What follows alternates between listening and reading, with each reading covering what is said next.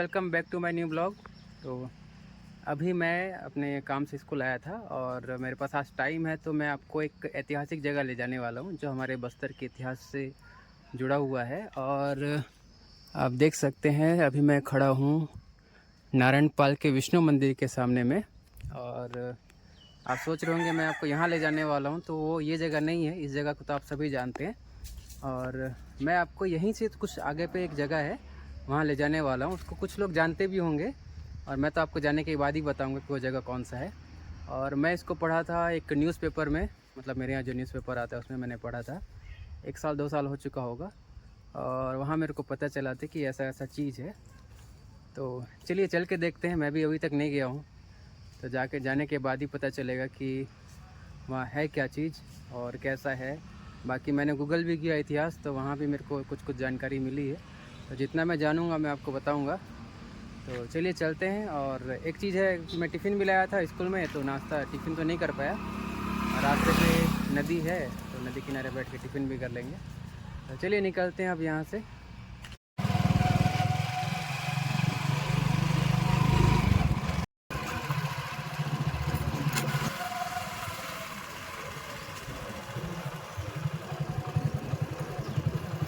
मैं अभी नारायणपाल से अटारगुड़ा वाले रास्ते पे आया हूँ और अटारगुड़ा जैसे ही पहुँचते हैं वहाँ से राइट मोड़ने से ये एक डैम है जो नारंगी नदी पे है। ये जो डैम है नारंगी नदी का है और इसके उस पार है बोदरा गांव। तो मेरे को जाना है बोदरा विलेज ही जाना है। जो जगह है वो बोदरा गांव में ही पड़ता है। तो वहाँ जाने के बाद मैं आपको दिखाऊंगा। और नदी पार वार करते हैं और किसी पेड़ के नीचे करेंगे हम लोग टिफ़िन और उसके बाद फिर जाएंगे उस जगह पे। तो चलिए चलते हैं, इसको पार करते हैं।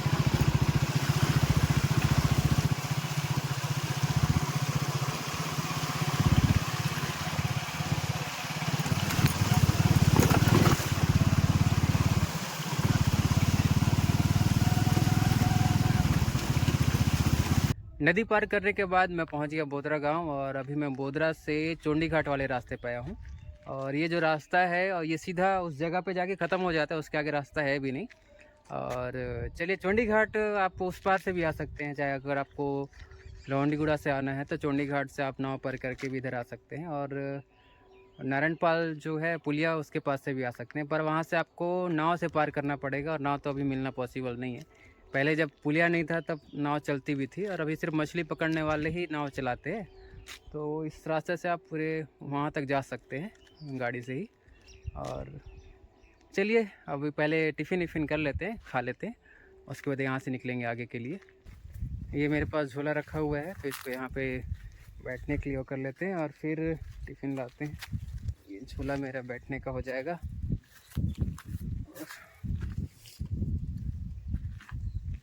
ये रहा टिफ़िन, तो बस यहीं बैठते हैं और पानी निकालते हैं और करते हैं टिफ़िन। अब मेरा झोला भी उड़ रहा है। अब थोड़ा सा मौसम भी बादल सा बनाया है, तो चलिए टिफ़िन विफ़िन करके फिर यहाँ से निकलते हैं आगे के लिए। बस मौसम ख़राब ना हो जाए, उसी की चिंता है। अगर मौसम ख़राब होगा तो फिर शायद कैंसिल भी हो जाए यहाँ से जाना। मेरा झोला उड़ जा रहा है। टिफ़िन में आज है, ये है मशरूम की सब्ज़ी, दाल, रोटी और चावल। तो चलिए चलते हैं, पहले खा लेते हैं फिर निकलते हैं यहाँ से। मैं भी उस ऐतिहासिक स्थान जिसको मैं आपको बता रहा था, जहाँ मैं आपको लेके जाने वाला हूँ, और वहाँ मैं पहुँच चुका हूँ। और यहाँ पे देखिए लिखा है लोहरीन माता मंदिर। और आपको ये दीवार दिख रहा होगा ऐसे, ये उसके अवशेष है। इसी फ़ोटो को मैं देखा था न्यूज़पेपर में और ये उस किला के ही अवशेष है। और ये बहुत पुराना है और मेरे ख्याल से गूगल में मैंने देखा तो कहीं लिखा है 11वीं सदी का है और कहीं 13वीं शताब्दी, ऐसा कुछ कुछ लिखा हुआ है।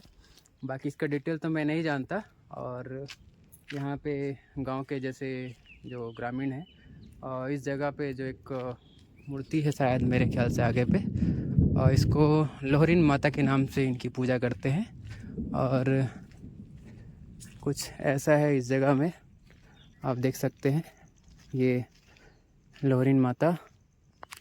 और इसके थोड़ा आगे में दोनों नदियों का संगम है, मतलब एक तरफ से इंद्रावती और नारंगी का। तो आगे चल के भी देखते हैं क्या है कैसा है। तो कुछ ऐसे अवशेष है। इस गांव को अगर आप सर्च करेंगे, ये बस्तर ब्लॉक में पड़ता है, बोदरा गांव। और बोदरा का किला के नाम से अगर आप सर्च करेंगे तो आपको कुछ जानकारियां मिलेंगी, पर फ़ोटो शायद आपको ना मिले, क्योंकि मैंने फ़ोटो देखने की कोशिश की तो मेरे को ऐसा कुछ मिला नहीं। और इसके आगे अब चल के देखते हैं। मेरे को मालूम है कि नदी ही है, इसके आगे रास्ता क्लोज़ है, फिर भी आगे जाके देखते हैं। और मैं दोनों तरफ से ऐसा संगम में आ चुका हूँ, इस साइड से पहली बार आ रहा हूँ और बहुत सुना था, तो मैं सोचा कि एक बार जाके देख लूँ क्या है कैसा है, क्योंकि ये हमारे बस्तर का इतिहास है। ये जो दिख रहा है दीवार, ये सभी चीज़ें, और इतिहास बहुत ज़्यादा पुराना है, हमारे छिंदक नाग वंश समय का है। और शायद मेरे ख्याल से इसके बाद काकती शासन जो हमारे बस्तर में हुआ उस समय भी यहाँ कुछ था। तो बाकी मैं इससे ज़्यादा तो और कुछ नहीं जानता, और इसकी जानकारी शायद गूगल में हमको मिल जाए, जैसा भी है। और इसकी जानकारी कहाँ से मिलेगी ये भी मेरे को नहीं मालूम, बस मैं देखने आया हुआ था तो मैं आपको सोचा दिखा दूँ। मेरे मन में बहुत, मतलब मेरे अंदर जब से न्यूज़पेपर पढ़ा था तब से एक बार था कि एक बार जाके देखा जाए, तो बस मैं आ गया। तो चलिए चलते हैं अब आगे नदी की तरफ, चेक करते हैं कि कैसा है।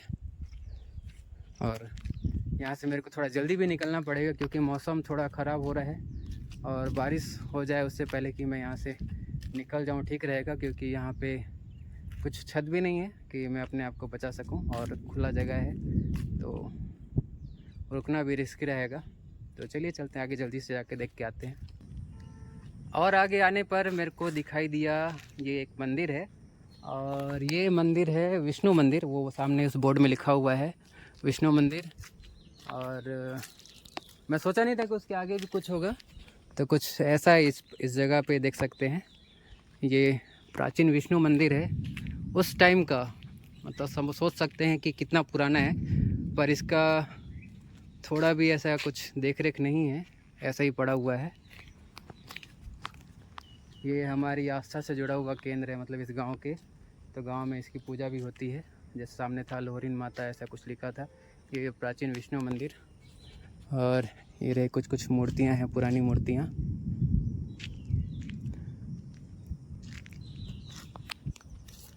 तो अच्छा लग रहा है, मतलब ऐसा जगह पे आके देखो, और इस चीज़ों को देखने से थोड़ा सा लगता है कि हाँ, बहुत पुरानी चीज़ों को अगर आप देखते हो तो आपके मन में बहुत सारे प्रश्न आते हैं। तो मेरे अंदर भी बहुत सारा प्रश्न था, और इसको आने के बाद, देखने के बाद, फिर भी इसका आंसर तो मिलना मेरे ख्याल से मेरे पास भी नहीं है इसका आंसर, फिर भी देखने से अच्छा लगता है। और इसके आगे और जाते हैं, आगे और सड़क तो गया हुआ है, और आगे तक जाते हैं और जाके देखते हैं कि कैसा है।